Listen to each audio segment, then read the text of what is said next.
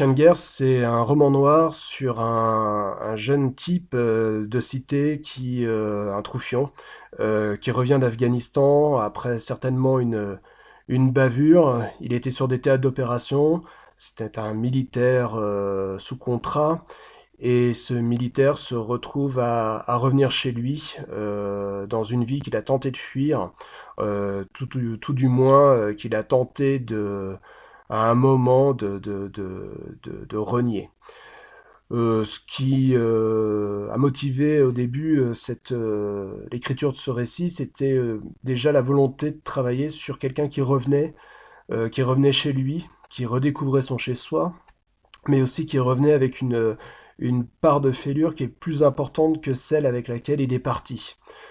J'avais envie de travailler sur la volonté de fuir son chez-soi, la volonté pas de se renier, mais tout du moins d'essayer de se reconstruire, de se réhabiliter, et d'en revenir moins grandi que ce qu'on aurait souhaité.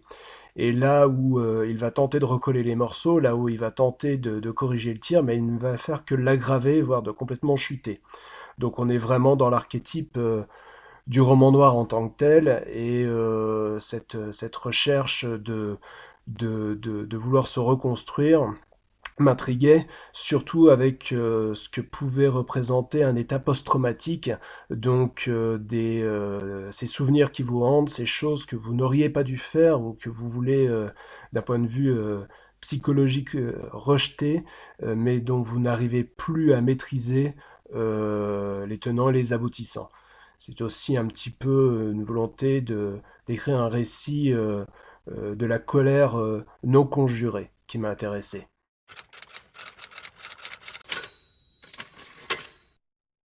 Alors, la résilience, hein, c'est la capacité à se reconstruire, à se dépasser, à tenter de changer les choses, de s'accrocher à quelque chose, et c'est peut-être déjà là le départ du livre.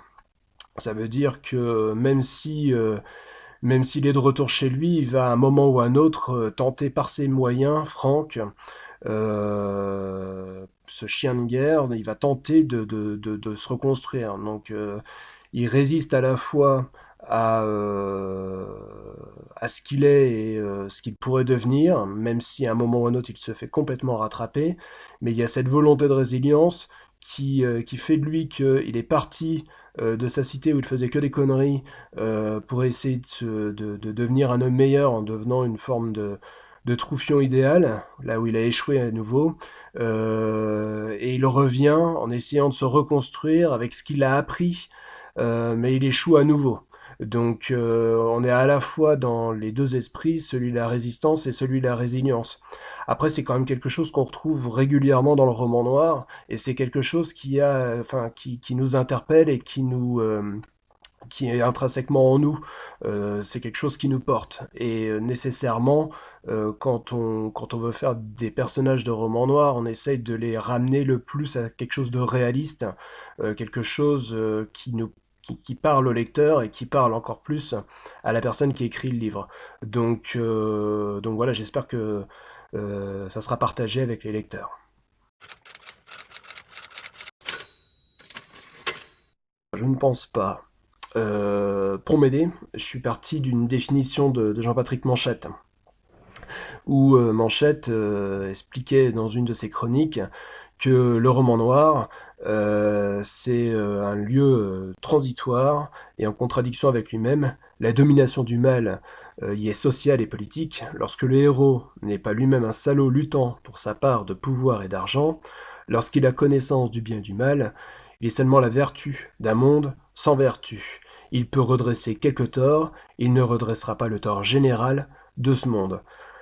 Pour moi, c'est un petit peu tout ça le roman noir, c'est avant tout un témoignage réaliste d'une époque, d'une société, d'une volonté à un moment de s'interroger sur la morale, sur la politique, sur l'économie, de faire en sorte que ces héros du quotidien, des monsieur, madame, tout le monde, des protagonistes qui vont peut-être mener ou non des enquêtes, qui vont peut-être mener ou non des crimes, à un moment interrogent l'ensemble de ce qui les entoure, et au travers de leur prisme, de ce que sont ces personnages, on découvre peu à peu leur monde et leur univers. Et le roman noir, est-ce que en cela il sauvera le monde? Certainement pas. Par contre, le lecteur de roman noir, à un moment ou un autre, s'interrogera et il trouvera peut-être une source d'inspiration pour se poser de nouvelles questions sur ce qui l'entoure, sur des choix, sur des volontés de faire évoluer des choses. En tout cas, il